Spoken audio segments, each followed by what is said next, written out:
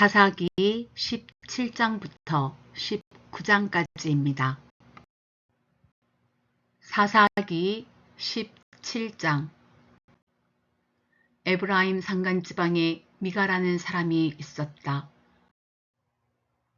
그가 어머니에게 말하였다.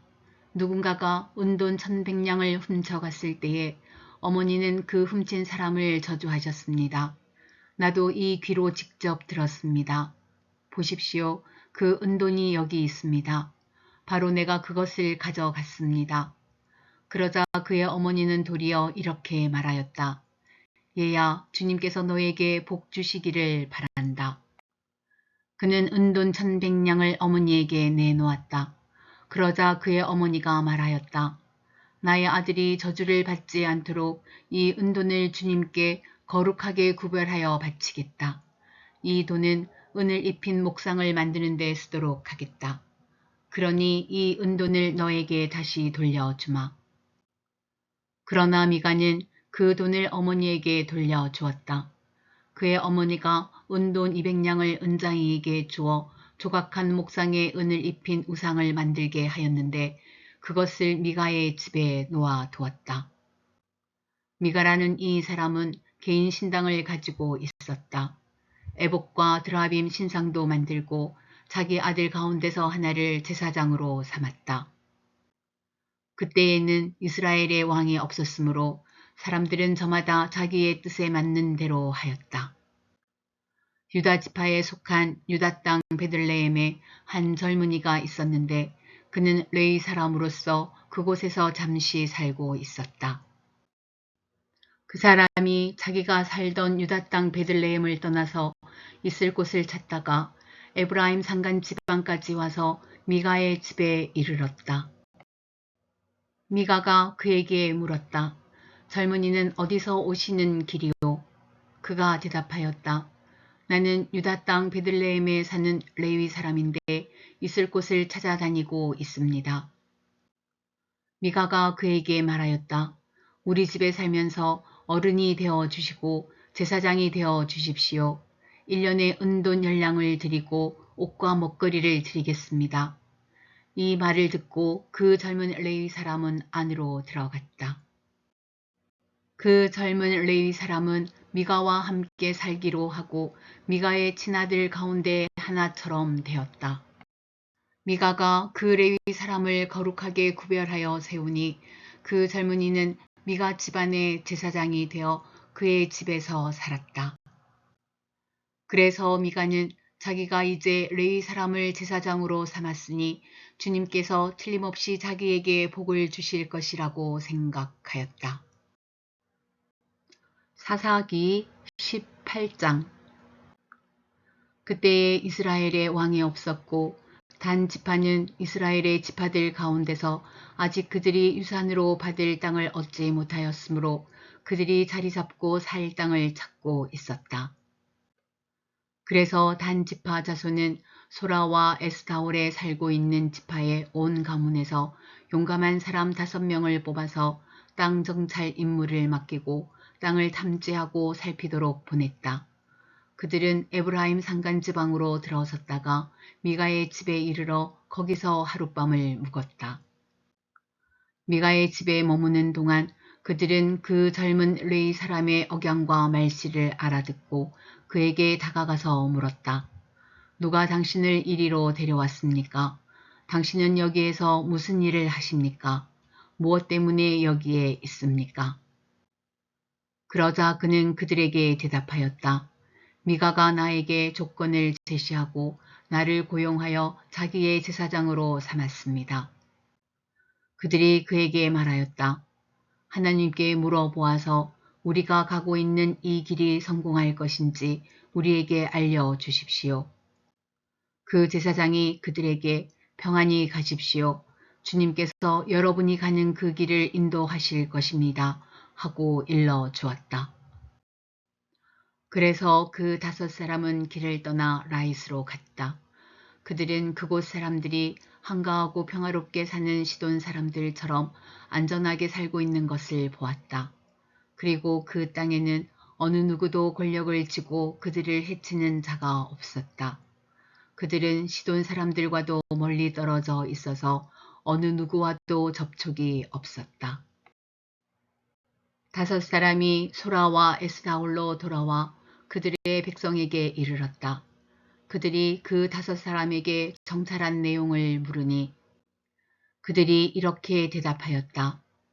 어서 가서 그들을 치도록 합시다. 우리가 본 그 땅은 정말 좋은 땅입니다. 우리가 이렇게 가만히 있을 때가 아닙니다. 망설이지 말고 빨리 쳐들어가서 그 땅을 차지합시다. 우리가 거기에 가기만 하면 넓은 땅에서 평안하게 살고 있는 백성들을 보게 될 것입니다. 하나님이 그 땅을 우리의 손에 넘겨주셨습니다. 무엇 하나 부러울 것이 없고 부족한 것이 없는 곳입니다. 단 지파 가족들 가운데서 600명이 무기를 들고 소라와 에스타올에서 길을 떠났다. 그들은 유다 땅에 있는 기럇 여아림에까지 가서 진을 쳤다. 그래서 그곳 이름이 오늘날까지도 마하네단이라 불리고 있는데 그곳은 바로 기럇 여아림 서쪽에 있다. 그들은 그곳에서 에브라임 산간지방으로 올라가서 미가의 집에 이르렀다. 전에 라이스 땅을 탐지하러 갔던 그 5 사람이 같이 간 사람들에게 말하였다. 여기 여러 채의 집이 있는데 이 가운데 어느 한 집에 은을 입힌 목상이 보관되어 있다는 것을 당신들은 알고 있을 것이요. 목상뿐만 아니라 드라빔과 에봇도 있소. 우리가 해야 할 일이 무엇이겠소? 그런 다음에 그 5 사람은 젊은 레위 사람이 사는 집, 곧 미가의 집으로 들어가서 그에게 안부를 물었다. 단 자손 600명이 무기를 들고 문 어귀를 지키고 있었다. 그 땅을 탐지하러 갔던 5 사람이 그리로 들어가서 은을 입힌 목상과 에봇과 드라빔과 부어 만든 우상을 챙기는 동안 제사장은 무기를 지닌 600명과 함께 문 어귀에 서 있었다. 미가의 집에 들어간 5 사람이 은을 입힌 목상과 에봇과 드라빔과 부어 만든 신상을 가지고 나올 때에 제사장이 그들에게 어떻게 된 일이냐고 물었다. 그들이 그에게 대답하였다. 조용히 하십시오. 아무 말 말고 우리를 따라 나서십시오. 우리의 어른과 제사장이 되어 주십시오. 이 집에서 한 가정의 제사장이 되는 것보다야 이스라엘의 한 지파와 한 가문의 제사장이 되는 것이 더 낫지 않겠습니까? 제사장은 그 제안이 마음에 들어 에봇과 드라빔과 은을 입힌 목상을 받아들고 그 무리들 가운데로 들어갔다. 그들은 발길을 돌려 길을 떠났다. 어린 아이들과 가축과 감나가는 소유물을 앞세웠다. 그들이 미가의 집에서 떠나 멀리 갔을 때에 미가와 이웃집 사람들이 함께 모여서 단 지파 자손을 뒤쫓아왔다. 그들이 부르는 소리를 듣고 단 지파 자손이 돌아서서 미가에게 물었다. 무슨 일이 있기에 이렇게들 모여서 오시오? 미가가 말하였다. 뭐요? 내가 만든 신상과 제사장을 빼앗아 가면서 무슨 일이 있느냐고? 그게 말이나 되는 소리요. 나에게 남은 것이 무엇이요? 그러자 단 지파 자손이 그에게 말하였다. 더 이상 아무 말도 하지 말고 가만히 있는 게 좋을 거요. 이 사람들이 성이 나서 당신들을 치고 당신과 당신의 가족의 생명을 빼앗을까 염려되오. 미가는 상대가 자기보다 더 강한 것을 알고 발길을 돌려 집으로 돌아갔고 단 지파 자손도 가던 길을 갔다.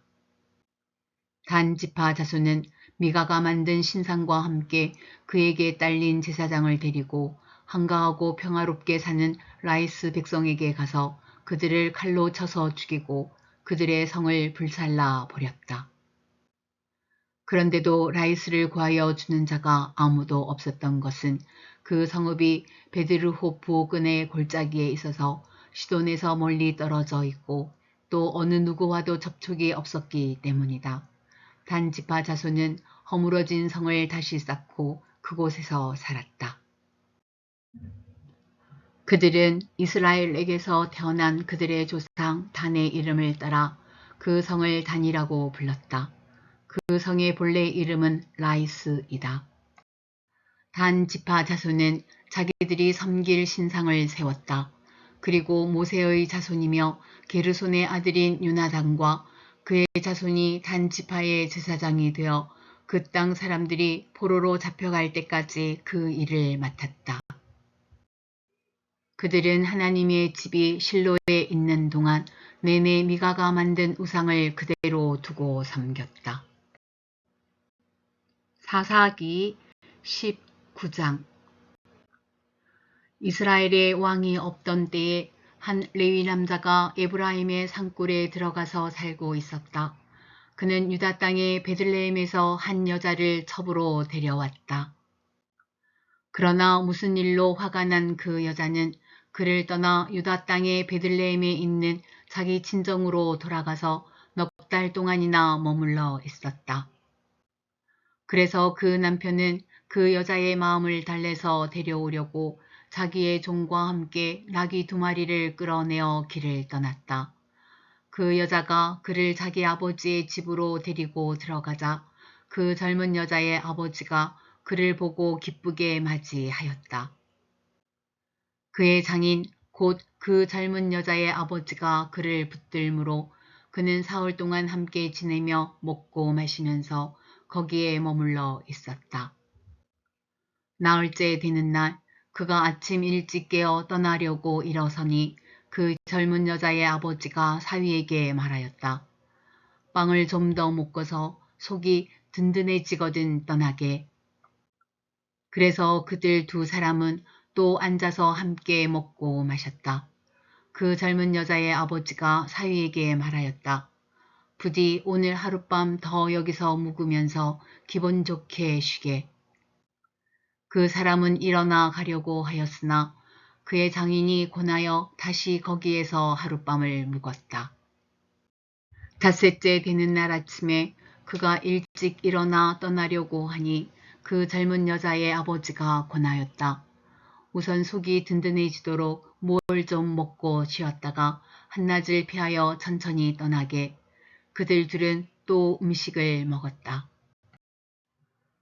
그 사람이 일어나 자기의 첩과 종을 데리고 떠나려고 하니 그의 장인인 그 젊은 여자의 아버지가 그에게 권하였다.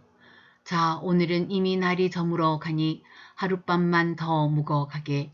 이제 날이 저물었으니 여기서 머물면서 기분 좋게 쉬고 내일 아침 일찍 일어나서 길을 떠나 자네의 집으로 가게. 그러나 그 사람은 하룻밤을 더 묵을 생각이 없어서 일어나서 나귀 2마리의 안장을 지우고 첩과 함께 길을 떠나 여부스의 맞은 쪽에 이르렀다. 여부스는 곧 예루살렘이다. 그들이 여부스 가까이에 이르렀을 때에 벌써 하루 해가 저물고 있었다. 그의 종이 주인에게 말하였다. 이제 발길을 돌려 여부스 사람의 성읍으로 들어가 거기에서 하룻밤 묵어서 가시지요. 그러나 그의 주인이 그에게 대답하였다. 안 된다. 이스라엘 자손이 아닌 이 이방 사람의 성읍으로 들어갈 수는 없다. 기브아까지 가야 한다. 그는 종에게 또 말하였다. 기브아나 라마 2곳 가운데 어느 한 곳에 가서 묵도록 하자. 그래서 그들이 그곳을 지나 계속 나아갈 때에 베냐민 지파의 땅인 기브아 가까이에서 해가 지고 말았다. 그들은 기브아에 들어가서 묵으려고 그리로 발길을 돌렸다. 그들이 들어가 성읍 광장에 앉았으나 아무도 그들을 집으로 맞아들여 묵게 하는 사람이 없었다. 마침 그때에 해가 저물어 밭에서 일을 마치고 돌아오는 한 노인이 있었다. 그는 본래 에브라임 산간 지방 사람인데 그때에 그는 기브아에서 살고 있었다. 기브아의 주민은 베냐민 자손이다. 그 노인이 성읍 광장에 나그네들이 있는 것을 알아보고 그들에게 어디로 가는 길인지 어디서 왔는지를 물었다. 레위 사람이 그에게 대답하였다. 우리는 유다 땅의 베들레헴에서 길을 떠나 내가 사는 에브라임 산골로 가는 길입니다. 나는 유다 땅의 베들레헴에 갔다가 집으로 돌아가는 길인데 이곳에서는 아무도 나를 맞아들이는 사람이 없습니다. 우리에게는 나귀에게 먹일 먹이도 있고 또 나와 나의 처와 종이 함께 먹을 빵과 포도주도 있습니다. 부족한 것이라고는 아무것도 없습니다. 노인이 말하였다. 잘 오셨소. 우리 집으로 갑시다. 내가 잘 돌보아 드리리다. 광장에서 밤을 새워서는 안 되지요. 노인은 그들을 자기 집으로 데리고 들어가서 나귀에게 먹이를 주었다. 그들은 발을 씻고 나서 먹고 마셨다. 그들이 한참 즐겁게 쉬고 있을 때에 그 성읍에 불량한 사내들이 몰려와서 그 집을 둘러싸고 문을 두드리며 집 주인인 노인에게 소리 질렀다. 노인의 집에 들어온 그 남자를 끌어내시오. 우리가 그 사람하고 관계를 좀 해야겠소. 그러자 주인 노인이 밖으로 나가서 그들에게 말하였다. 여보시오 젊은이들, 제발 이러지 마시오. 이 사람은 우리 집에 온 손님이니 그에게 악한 일을 하지 마시오. 제발 이런 수치스러운 일을 하지 마시오. 여기 처녀인 내 딸과 그 사람의 첩을 내가 끌어내다 줄 터이니 그들을 데리고 가서 당신들 좋을 대로 하시오. 그러나 이 남자에게만은 그런 수치스러운 일을 하지 마시오. 그러나 그 불량배들은 노인의 말을 들으려 하지 않았다. 그래서 그 레위 사람은 자기 첩을 밖으로 내보내어 그 남자들에게 주었다. 그러자 그 남자들이 밤새도록 그 여자들을 윤관하여 엿보인 뒤에 새벽에 동이 틀 때에야 놓아 주었다. 동이 트자 그 여자는 자기 남편이 있는 그 노인의 집으로 돌아와 문에 쓰러져서 아침이 밝아올 때까지 거기에 있었다. 그 여자의 남편이 아침에 일어나서 그 집의 문을 열고 떠나려고 나와보니 자기 첩인 그 여자가 두 팔로 문지방을 잡고 문간에 쓰러져 있었다. 일어나서 같이 가자고 말하였으나 아무 대답이 없었다. 그는 그 여자의 죽음을 나귀에 싣고 길을 떠나 자기 고장으로 갔다. 집에 들어서자마자 칼을 가져다가 첩의 죽음을 12토막을 내고 이스라엘 온 지역으로 그것을 보냈다. 그것을 보는 사람들마다 이구동성으로 말하였다. 이스라엘 자손이 이집트에서 나온 날부터 오늘까지 이런 일은 일어난 적도 없고 또 본 일도 없다. 이 일을 깊이 생각하여 보고 의논한 다음에 의견을 말하기로 하자.